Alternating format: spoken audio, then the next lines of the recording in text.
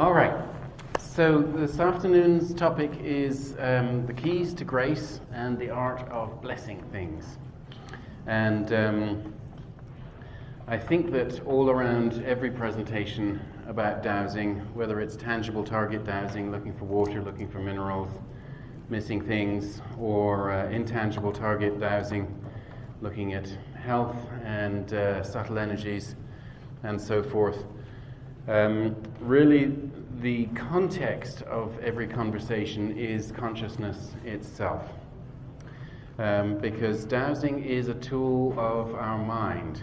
It's a tool of consciousness, and it is, as we know, sensitive to the condition of our mind, the condition of our consciousness.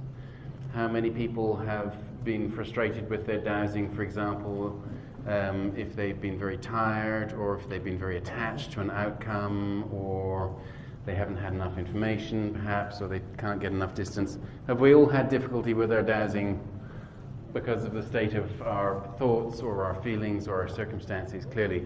So we understand this, and as dowsers we understand this. Sometimes our public is not quite so sympathetic to this. Notoriously, dowsers are put under test circumstances, for example, where they're expected to perform to a very high level, often on a task that they've never actually done before, which as dowsers we know is a tricky thing. We tend to be good at the things that we do a lot and repeatedly, and that are familiar to us. But even so, under scrutiny of non-sympathetic gaze or television camera, then very often we actually underperform as dowsers. There's a stress or performance anxiety that gets in. An equally valid, if frankly not more valid, tool of research analysis is the retrospective trial, the retrospective analysis, where you look at somebody's success rate in the field rather than under lights and cameras. And what we find then is that the top professional dowsers, documented over 500 to 2,000 jobs, for example, are coming in somewhere around 98 to 98.5% successful, which is astonishingly high.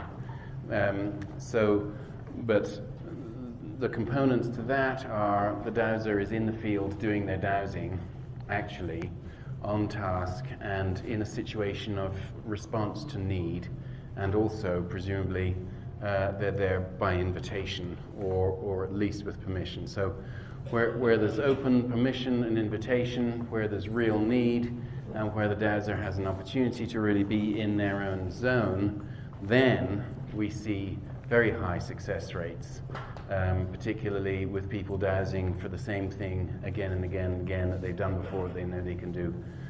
Find the water, find the water, find the water, for example. So that's sort of just contextualizing that we're understanding this is a tool of consciousness. It's sensitive to consciousness, and consciousness really is what we need to consider, partly because it's fascinating in and of itself, but also because the more we understand the factors pertaining to our art, then the better at our art we can be.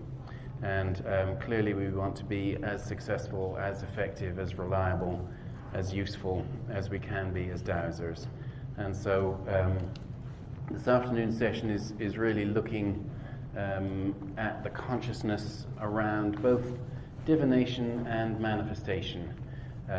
So we'll start off just considering strategies for entering and maintaining a grace state, and then we'll look at some of the technology behind that. We looked at a little bit of that this morning already. We'll look at that a little bit more, and then we'll consider both the vertical and the horizontal mapping of consciousness.